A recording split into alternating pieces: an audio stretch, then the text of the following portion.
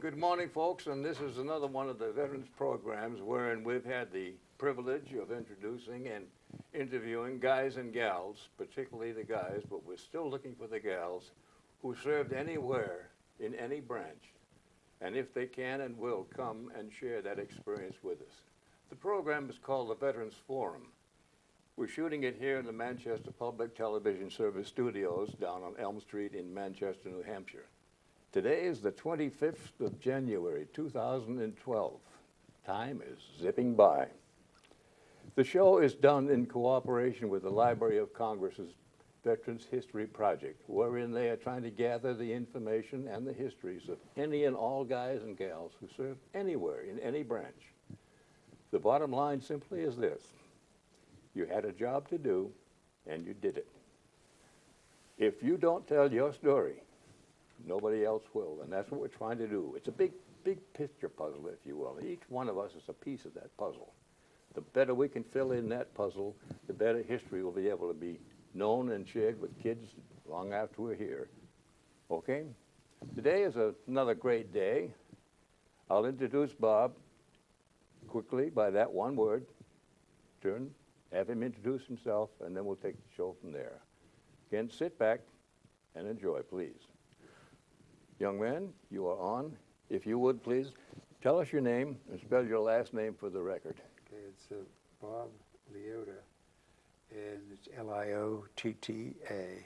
And your branch of service and your service dates, Bob. I went in 1949 as an aviation cadet, and I served to July 1st of 1978, about 29 years. Wow. Excuse the French. Now, from what you've told me and what I know about you, we have a lot of things to cover. And before we get into where you are, let's find out where you came from. For example, if you will, tell us where and when were you born, and how was life before you went into the service, high school, college, or whatever, so that we can get a profile. I began my adventures in March 6th of 1929. I say adventures because I was born on the kitchen table. Oh? There was a big snowstorm, and we couldn't get to the hospital, and my father was a doctor, so... Well, you kept it in the family. And I grew up, about 10 years in Brooklyn, and we moved to Queens and Flushing, or Kew Garden Hills, New York. And I was there until I left for college. And my father, I told you, was a doctor, and he really wanted me to be a doctor. And I wasn't sure. The reason why I wasn't sure is because my father tried to encourage me.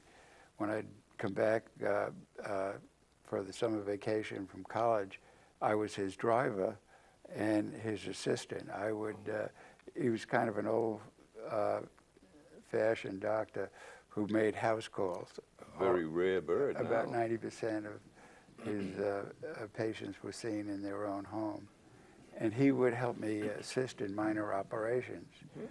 And every time it ended up, he'd turn to me and say, "Put your head between your knees," because I was about to pass out. And that's when I had doubts about being a doctor. But I went off to pre-med at Boston University. And my father graduated from BU Medical School. Oh. And everything was going okay, but I was really getting bored with studying, and you could tell by looking at my grades. I'd get A in something that I liked, and C or D in things that I didn't like. And after 3 years, we were coming close to making a real decision when I heard about an aviation cadet program that if you qualified, and mostly physically, they would take you and send you off. The grade was a cadet, but it was equivalent at that time as a tech sergeant, but we just wore cadet uniforms. We were paid $125 a month. That was tech sergeant Wow. pay at that time. And I found, very quickly that I had an aptitude,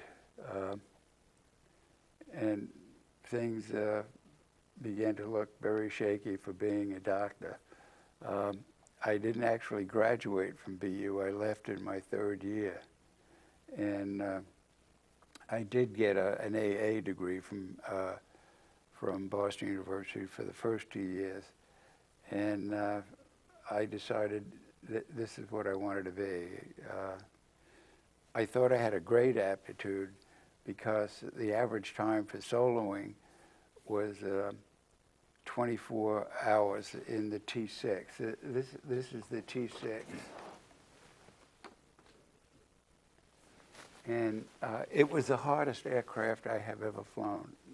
Not because I didn't know how to fly it, but because it is a difficult aircraft. Aerodynamically, it didn't cooperate. The gear was too close, and there was a saying that if you haven't gotten a wingtip, that's where the aircraft would tip on landing and you'd scrape the wing. You were going to have one. And I went 2,400 hours without one. But the reason why I thought I was going to be such a great pilot was because I soloed at 18 hours instead of the average 24. And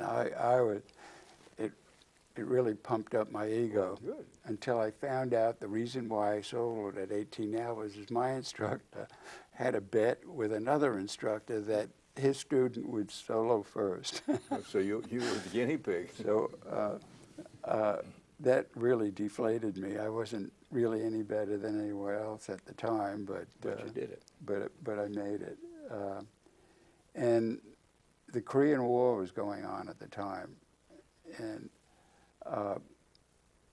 when I got my assignment after graduation and commissioning at the Williams Air Force Base, the advanced training, they came back as an instructor for T6s. So I went back to the base where I soloed, and I did that until the end of 1953, and I spent the whole year in Vietnam.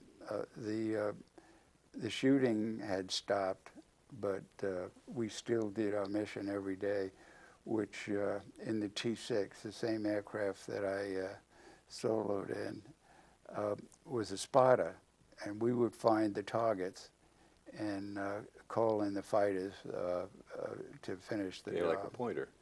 Yeah, that's all. The only armament we had, they used to have guns on the airplane, but they took them away from us because everyone was trying to shoot the target instead of calling the fighters. So we had smoke rockets, and we found a target, and the fighters arrived, would mark the target with smoke, and then they would make their passes at it.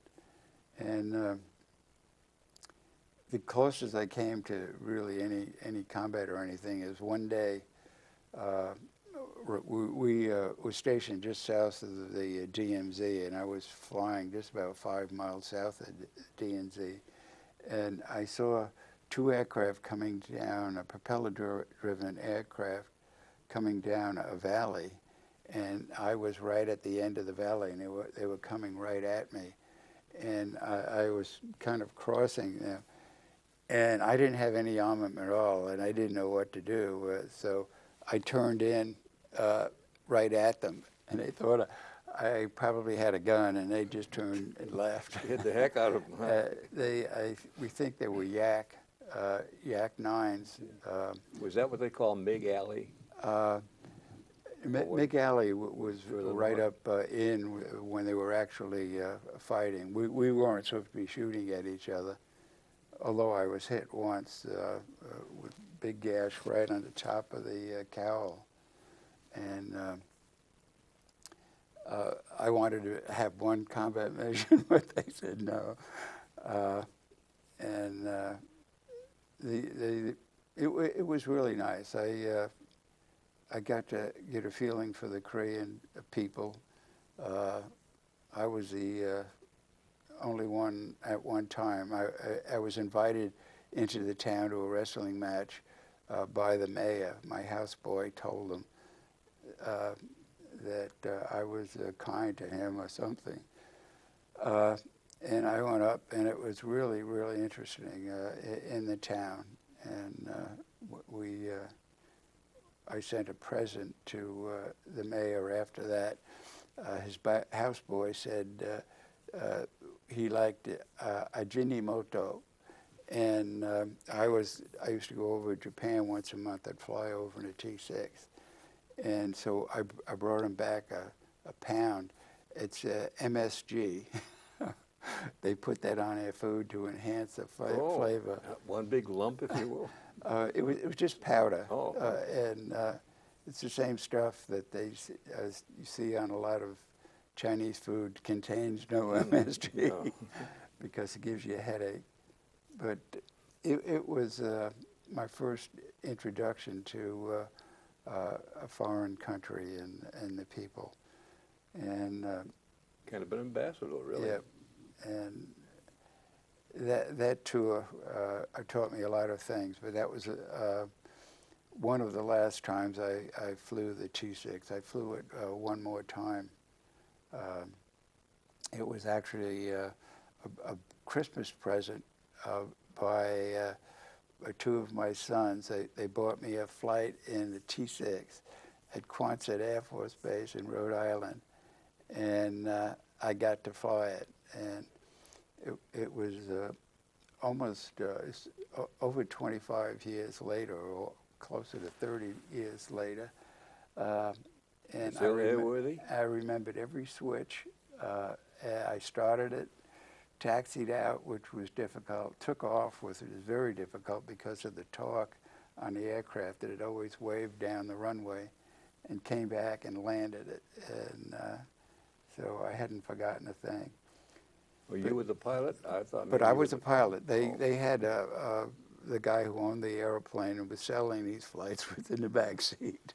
Oh, okay. So he had a And, vested interest. Yeah, he let me do everything. And, Well, great. at that time, I asked him how much time he had in the aircraft. He had 250 hours. And he said, "How much time do you have?" I said, 2,450 hours in that airplane. So my next assignment was Korea, of course. I told you that. I came back from Korea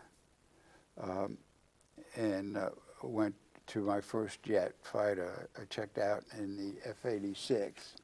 Where is the F-86? Come here someplace. Here it is. Yeah. This is show and tell, folks. And this is my aircraft at Burlington, Vermont. And while we were at Burlington, Vermont, the Air Force allowed me to go back for 1 year to finish my last year. And I graduated from the University of Vermont.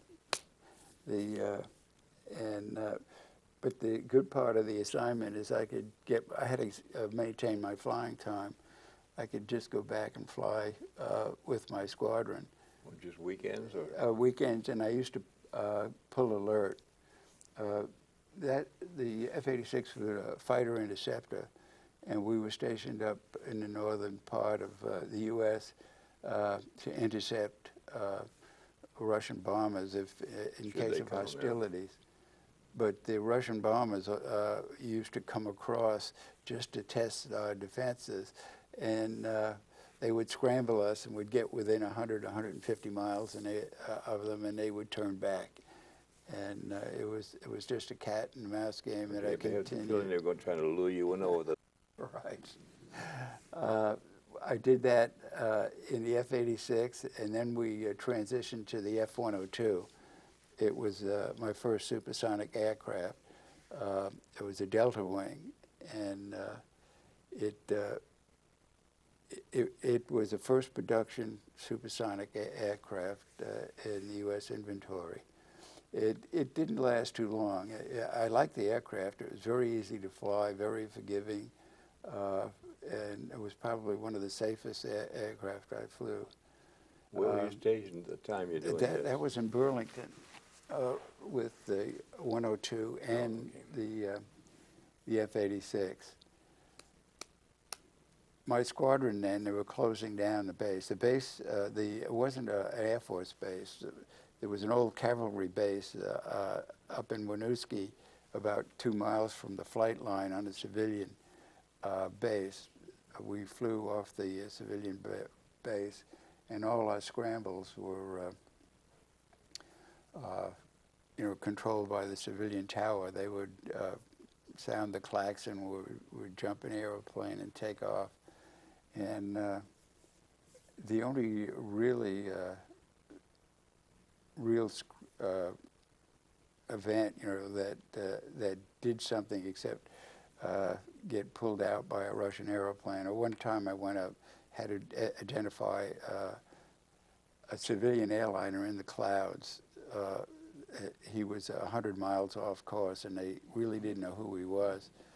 And I came up behind him on radar, and because we were in the clouds, the visibility was only about maybe 100 yards in the cloud, but I could see the lights coming, and I got up next to him, and I said, it's a civilian airliner, and I think it's a Caravelle, because the Caravelle was a British twin-engine jet passenger airliner, but it had oval windows. Mm. And so they said, could you get the number? So I said, I don't have a light. They said, well, we need the number to be sure. So I said, okay, I'll get the number. So I lit the afterburner, and when you light the afterburner, this F-86 had an afterburner in it. A big sheet of flame comes out and lit the whole sky up. I just got the last 2 numbers. I said, it's all I could see, because as soon as I lit it, I accelerated by him, and I turned off and shut down. Next day in the paper, they said the passengers sighted flying saucer, because it appeared suddenly and it turned and disappeared. An expensive light bulb, though, to get those 2 numbers. And but the real good I did with it, one time I was scrambled in a tremendous storm, rainstorm. It was lightning and all that kind of good stuff. And I got on top, and they told me I checked in with the radar site as soon as I got off the ground, and they said, we have an aircraft in a left-hand 1-minute triangular pattern, which means you've lost all your electrics. And he couldn't come down through the clouds. When he got low on fuel, he would have had to bail out. So I picked him up on top. I picked him up on radar about 70 miles, got on his wing, and it was one of our own aircraft. He was coming back from somewhere, and he was going to go to another field because the weather was so bad. But I brought him back, and we penetrated with him on my wing. I landed and pulled the drag chute. This 86 had a drag chute too. Mm. The wind across from was so bad, it sucked me off the runway right into the mud. And I saw him flash by me. And but he was a friend. And bailing out doesn't mean you're going to make it all the way down, especially when you're above a snowstorm, not a snowstorm, a rainstorm. And but that ended my adventures in Burlington. The squadron, they closed down the base. The squadron went off to 104s, and they sent me to the Bangor Air Defense headquarters in Topsom, Maine, and I was really disappointed because I wanted to fly the 104. That was the aircraft they called a missile with a man in it, and it really was. It was very fast, and but it wasn't a particularly good aircraft. Very short on fuel, not very maneuverable because it had little tiny wings, and but I was compensated with my assignment at Topsom because I was the fighter officer, and I was allowed to fly one of the fighters in the sector, and I wanted to fly the 106, which is a follow-on to the 102. It was a delta wing, but it was 2.5 times the speed of sound, and it was a fantastic aircraft, and it was controlled by at our headquarters in Topsom. We had a blockhouse that had two computers. It was a 4-story blockhouse. The top floor was the command headquarters where we would control all the fighters in the sector. The second and third floor each had a computer in it, and the computer filled the whole floor. It was the old vacuum tubes, and it wasn't nearly as powerful as my laptop.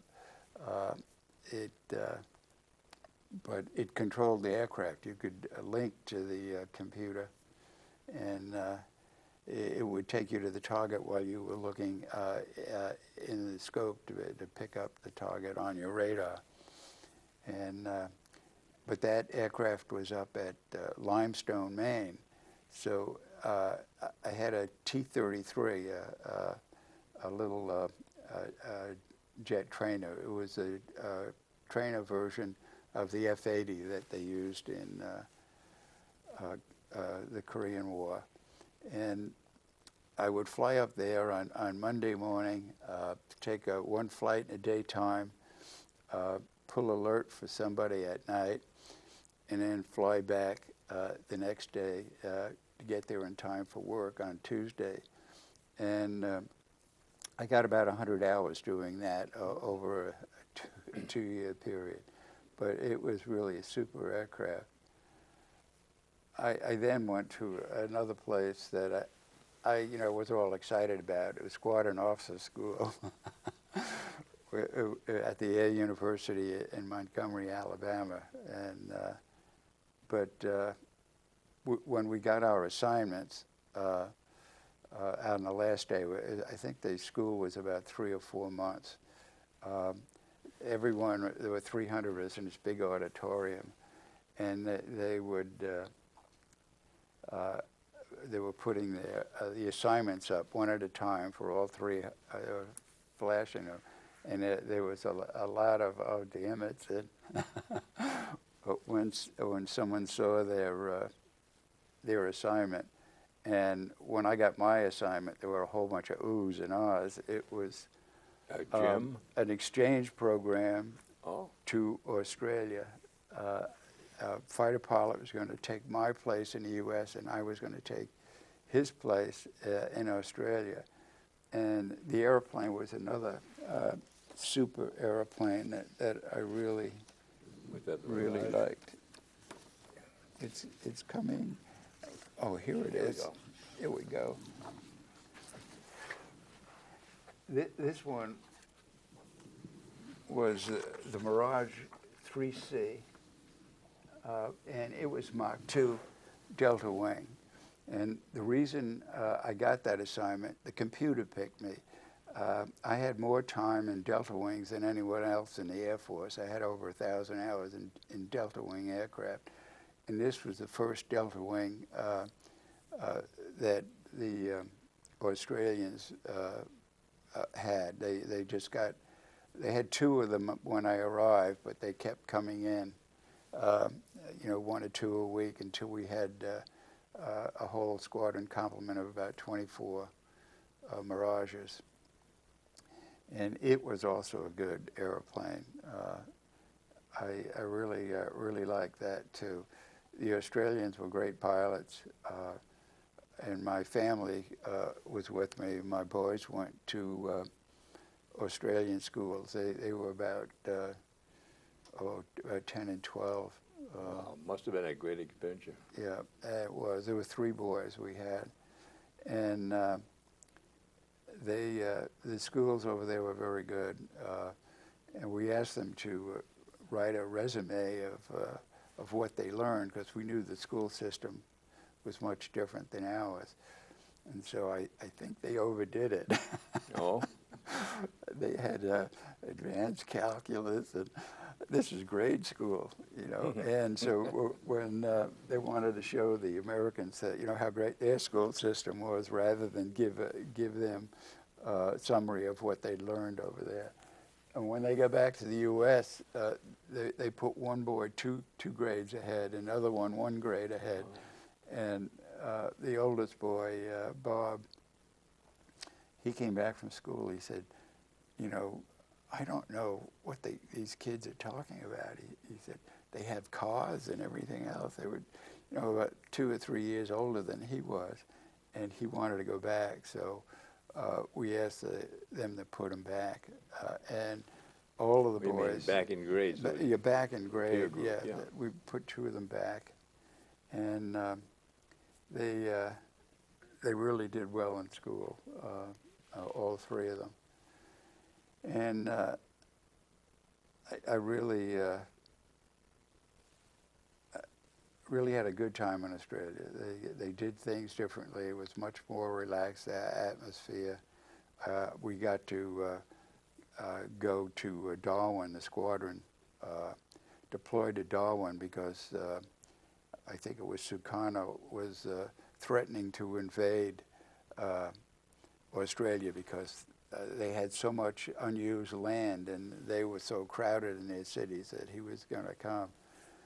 But we went to Darwin. It was about a 2,000-mile flight, and the Australian, the Mirage is not a long-range fighter, and we went in pairs, 5 minutes apart, and I was wondering why we didn't go as a big squadron like we used to do in the U.S. when we deployed the squadron. And I realized immediately when I saw where our first stop was.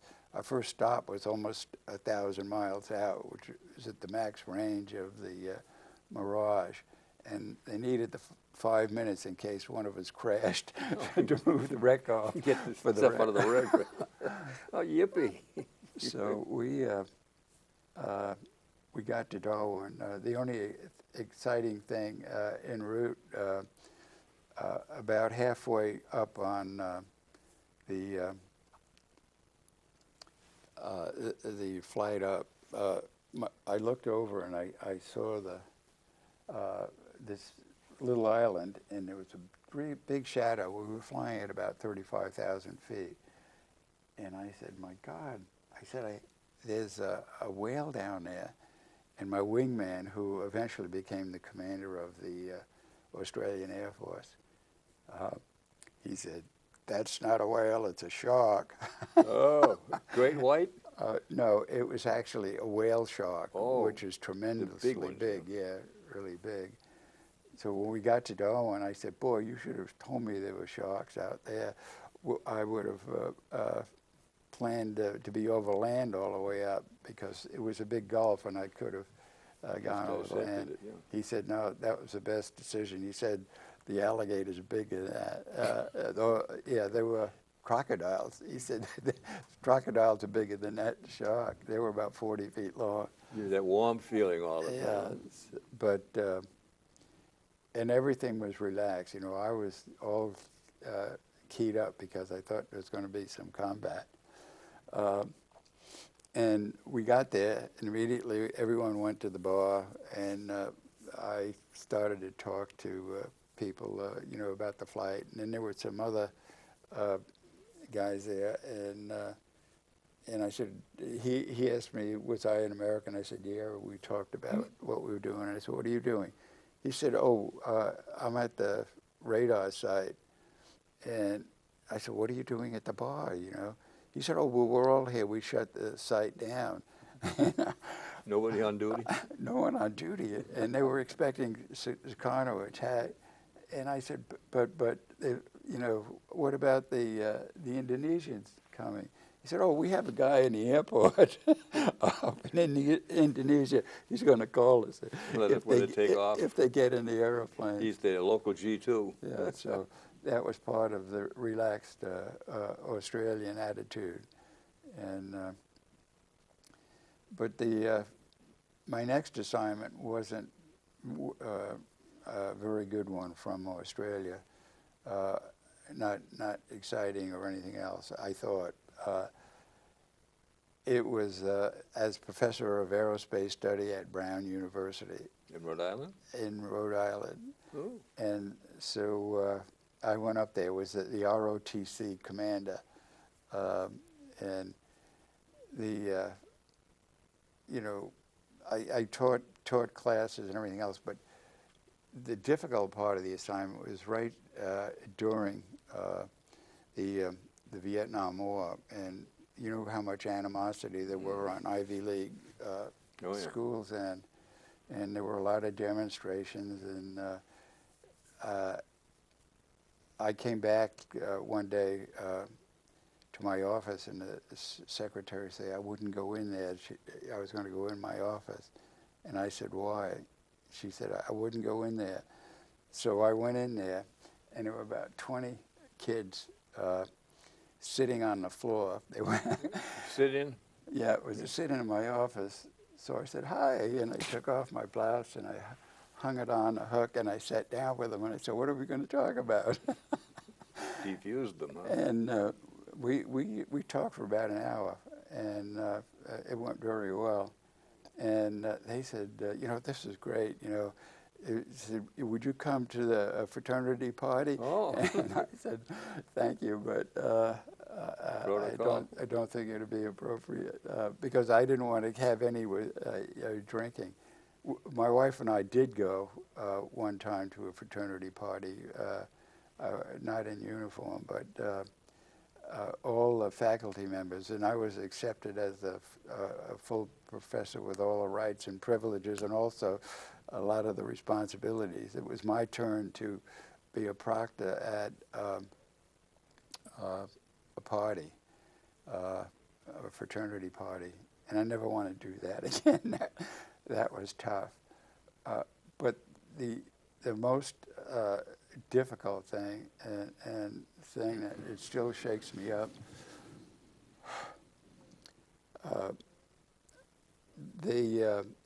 I was appointed because none of the bases around there kept shoving it off, and they kept saying, well, give it to the ROTC guy at Brown.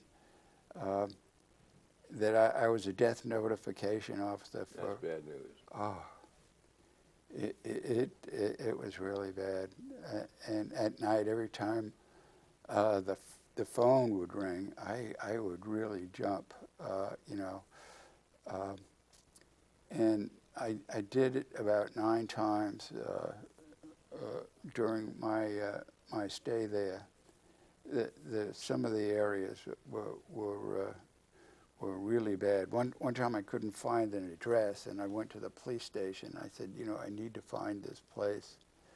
And they said, you sure you want to go? Why don't you do it tomorrow? I said, no, it's got to be done immediately. It was about 1 o'clock in the morning.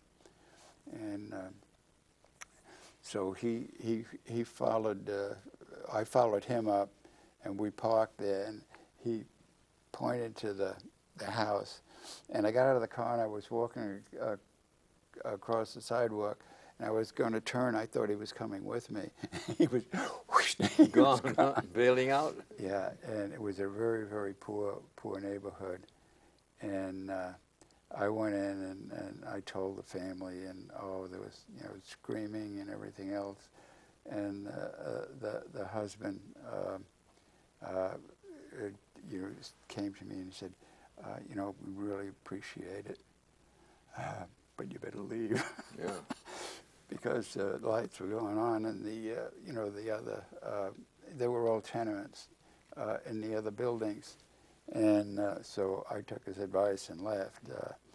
But all of them were just you know, really upsetting. And one of the things that impressed me, that a lot of the families were concerned about me having to do that. And but that was tough. So for arrest and a reward for this difficult assignment, I was sent to Vietnam. Oh, R&R, huh? Yeah, it was Rock and roll. Yeah, it was. No, this was a combat assignment. It was a good. There. It was a good assignment. It was a combat, but I was disappointed. I never called and asked for assignment. Most guys I knew, when they were getting near and they knew assignment was coming, they would call down personnel and they would negotiate. Jockeying, yeah. And generally, you would get what you asked for.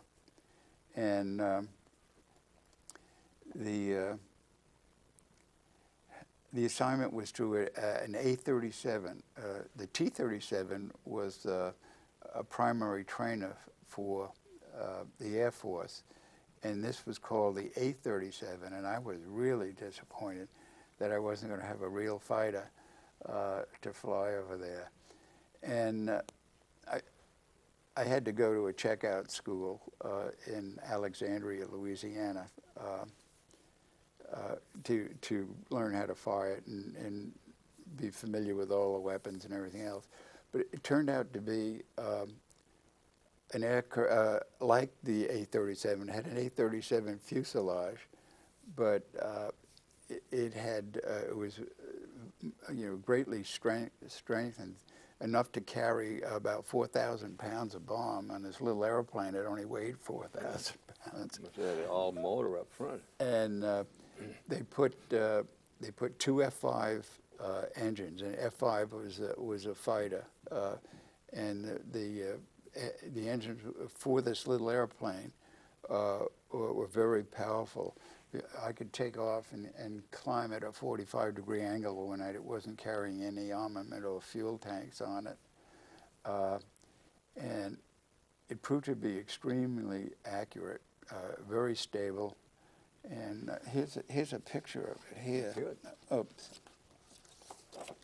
I don't know who this guy is, but The young fella there? He looks vaguely like me, but that was A-37, and it was to a Vietnamese wing, and I was to be an advisor. There were only what base? It was in Ben Tui was a base. It was near a little town called Can Tho, and there was a big Army unit there, and an Army intelligence headquarters in Can Tho. And I got to fly that for, it was 340 combat hours in that aircraft, about 315 missions, one almost every day. And we did a lot of good with it. We primarily supported the ground troops.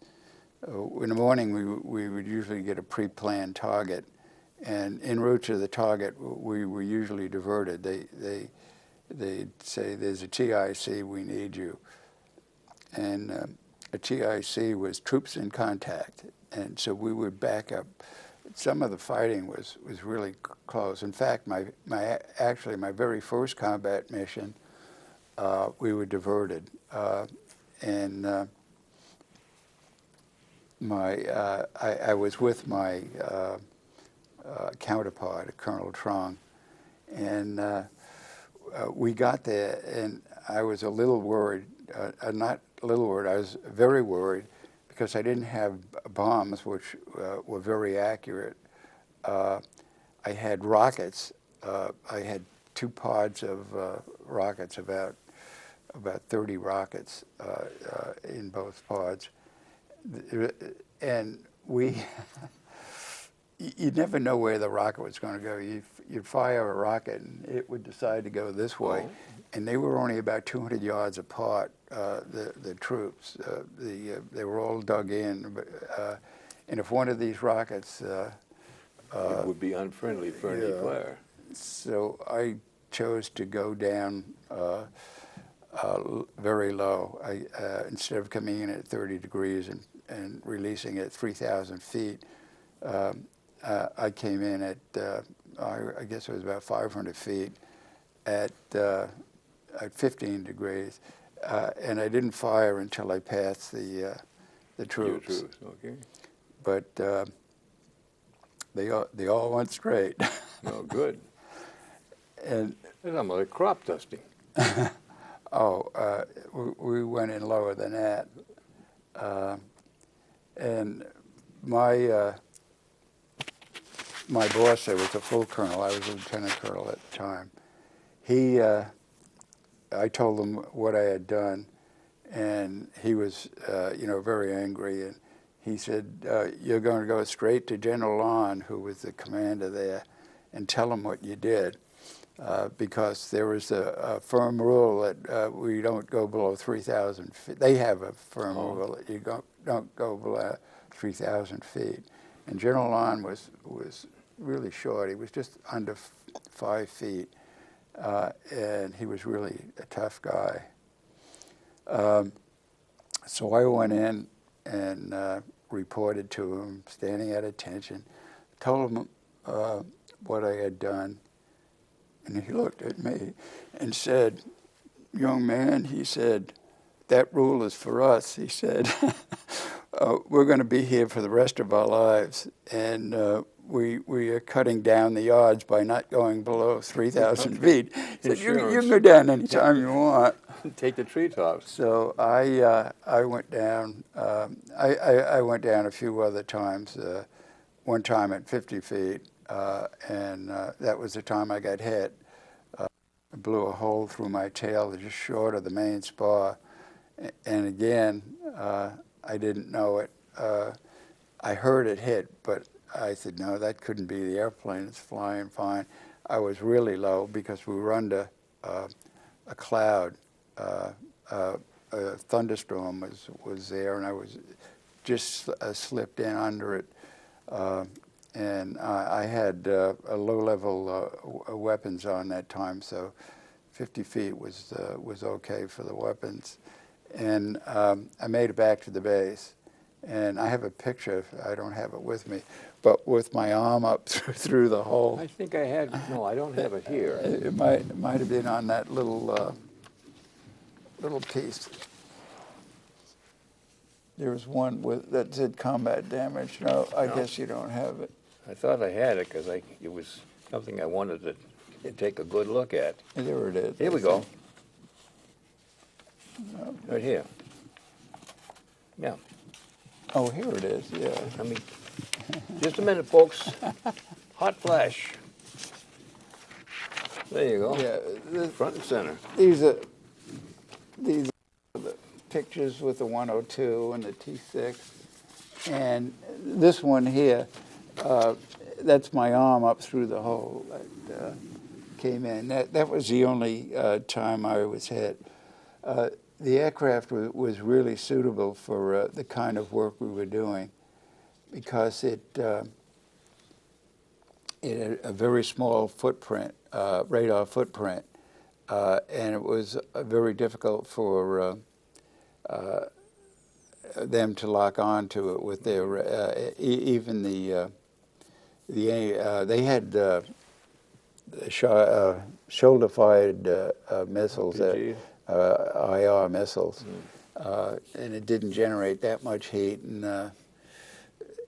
And we've had two or three of our guys. One guy was shot down, lost his eye, young Vietnamese, and we were very friendly. He was fortunately picked up and brought back to the base, and he wanted to stay flying with one eye, but they wouldn't let him. Oh. But the day I left Vietnam, he came to see me, Min,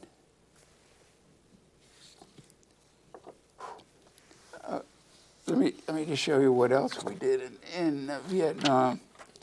This was the most dangerous thing we did.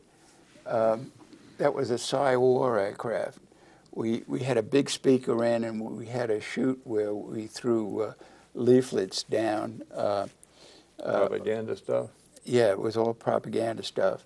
And the first time I went, I was flying, and the Vietnamese guy with me, I got over the area that we were supposed to drop the leaflets, and I said, okay, you can drop the leaflets. They were in the back seat. It was a regular civilian Cessna, except it had a tail wheel for short landings instead of a nose gear. And so I was looking around for any gunfire and everything else. We were only about up 1,000 feet, and easily within rifle shot. The AK-37 could hit us. And I was looking for the little sparkles down there to see if anyone was shooting at you. And I looked over, and here's my Vietnamese friend. He brought this big box of leaflets, and the chute was in the back seat. He was supposed to go in the back seat, open the box, and throw the chutes in and spread them out all over the place. I looked at him, and he had the front door of the Cessna open into the slipstream, and he was pushing the box out. And unopened? And I said, when he closed the door, I said, my God, what do you do that for? He said, oh, that doesn't do it. Those leaflets don't do any good. He said, maybe the box will hit someone in the head. And so we went home, and I had to figure out a way to convince them that it was important that we do it. That was part of my job, to advise them.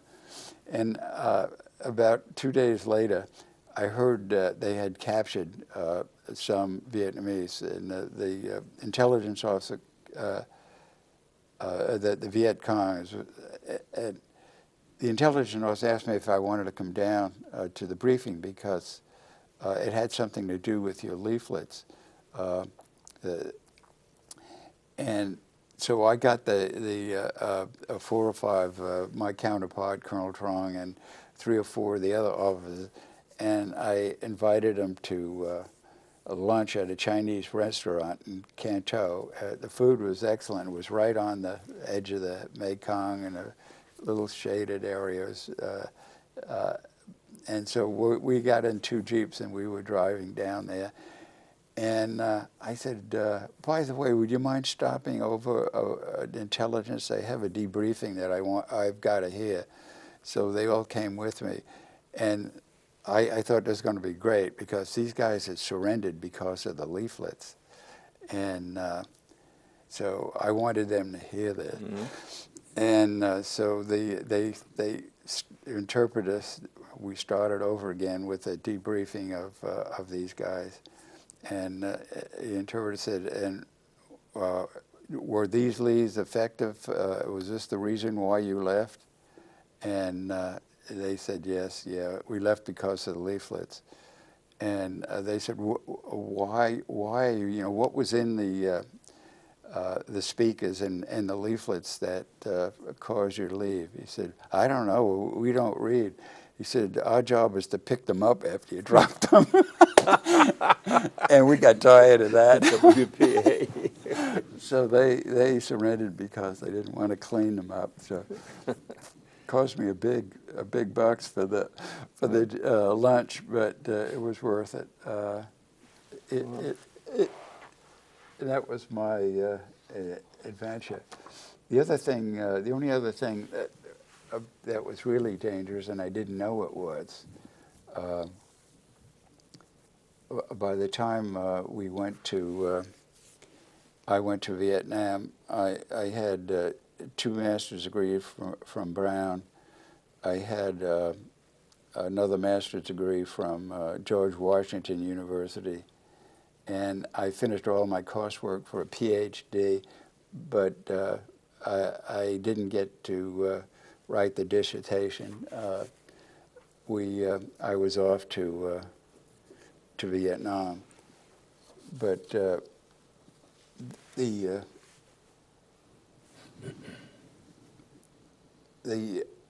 what was it? It was Maryland University had a little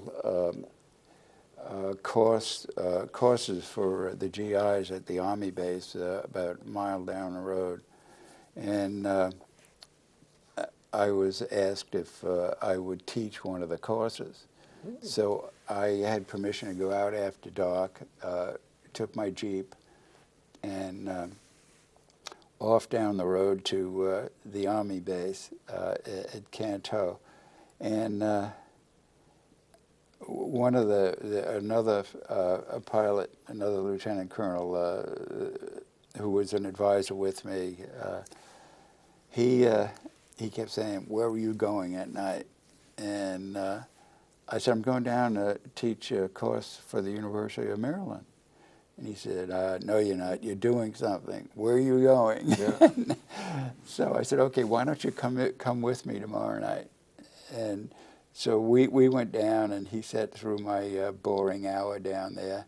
And on the way back, he was sitting sideways in our Jeep, in my Jeep, and he turned around and he looked back, and his eyes went wide, and he said, "My God, they're shooting at us." And I said, "What do you mean they're shooting at?" He said, "Don't you see those sparkles in the road behind it? Those are rounds hitting in the road just behind it." Oh. I said, "Oh, no, that's just flint from this gravel road." He said, "The hell they are." They're going to bite you. And so I stepped on the gas. I had about 10 more sessions before the end of the course and my leaving. So I went much faster every night. I also told the Army that people are shooting out there, and I saw the sparkles 1 or 2 more times, but you still went. They cleaned it. Well, I figured they were aiming at me and not taking lead on my Jeep, and so if I went faster, they'd shoot further behind me, and but that was probably the closest I came to some real damage. There are a whole bunch of other stories in Vietnam. I know, unfortunately, according to this clock on the wall, he was starting to run down a little bit. Yeah, but it's hard to go. The rest of my time, I made full colonel coming back from Vietnam. I had my first squadron. It was a kind of supersized squadron. We had 200 aircraft, about 500, and this was in the training command, 500 students. I was 1 year there, and then... Where was there, please? It was in Biloxi, Mississippi. Oh, Peaceful. And I had... They didn't believe that the Vietnamese were good enough, that we were flying a T-28, a propeller-driven trainer, that they wouldn't send them to, the only jet they'd send them to was the A-37, and the washout rate was almost 50%. At the end of the year, our washout rate was 5%, and because they didn't treat them like, they were smarter, because they couldn't speak English and they spoke with a funny accent. Most of the instructors thought they, weren't capable of doing anything better. So I went to a German a training wing that was a squadron of Germans, not a squadron, a whole wing. We had about 200 aircraft, and Germans and foreign students from all over the world in another squadron. And at the end of my 2 years there, I got, or I think I was there only 1 year, German flying training wings. Not flying training wings, German fighter pilot wings. Oh, yeah. Officially awarded to me that I'm allowed to wear on my uniform when we're in diplomatic situations. But that was, it was really a great assignment. But while I was there, the only thing I wanted to finish with is they decided to send, because of the washout rate was lower than at the American bases, they decided to send the Vietnamese to jets, a jet advanced training in a supersonic trainer. And the other wing commanders at a meeting at headquarters said, "Ha ha, you're going to get caught out now." They sent 4 of your Vietnamese to jets, the T-38s. And, I said, I think they'll do okay.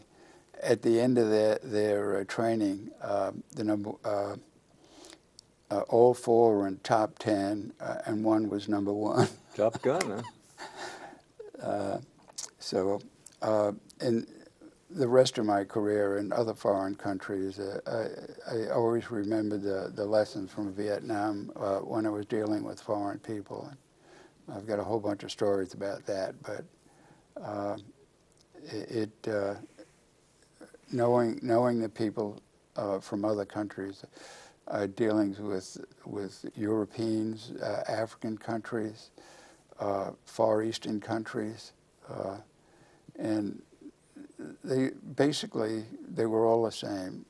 They were as good as we were if given the chance, and if you understood their mores and their customs, you treat them like equals. Well, the golden rule comes home to Bruce. Really, it sounds silly, but it's true, isn't it? Now, I've had the bad habit of looking at the clock. I'd like to take a few more minutes, if you will, and walk us through this, and then more important, where's the big one? This is when I was commander of the German Flying Training Wing. I don't have my German wings on there because they weren't awarded yet by General Hohagen, who was a German ace in World War II. But the most important picture, as far as I'm concerned, is this one. Amen. Take a moment or two. That's my wife and 3 sons, all in a blue uniform. The one at the far end is Bob. He retired after 22 years as a lieutenant colonel. He was an F-16 pilot. He had 2,000 hours in the F-16. Bob is in the middle here.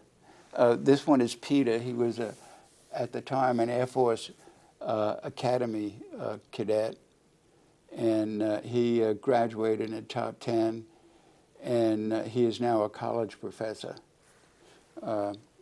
And this one next to me is my number 2 son. He was scheduled for, he was commissioned second lieutenant, was scheduled for flying school, and this is right at the end of the war, and they delayed him 2 years, and they gave him a choice to stay in for 2 years and wait for his class, or stay in for 90 days and then spend six years in reserve. And he, at my wife's suggestion, took the 90 days. He had graduated. He would have been a great Air Force officer. He graduated with honors from Duke University in math. And with the money he got from that and a side job or 2, put himself through the University of North Carolina at Chapel Hill. Chapel Hill. Yeah. And he graduated with honors in computer science. Oh. So the most important one, though, and probably the most who suffered more was my wife. We've been married now 61 years, and all the sons together with me have served 70 years in the Air Force. So, with that and with this thing down here, I can only say thank you. This has been a pleasure, and we thank you for your service. But more important, you've set a real mark for the rest of the shows, I think. It's thank you, Bob. amazing. Now, we have about 12 seconds to say thank you, folks. This is another example of what we're trying to do. No matter where you were, whatever you did, if you were a veteran and can share your service with us, please come and do it. There's a trailer at the end here that tells you how to get a hold of me. Please, I'm here, ready, willing, and hopefully able to help you. Stay healthy, and see you soon. Thank you.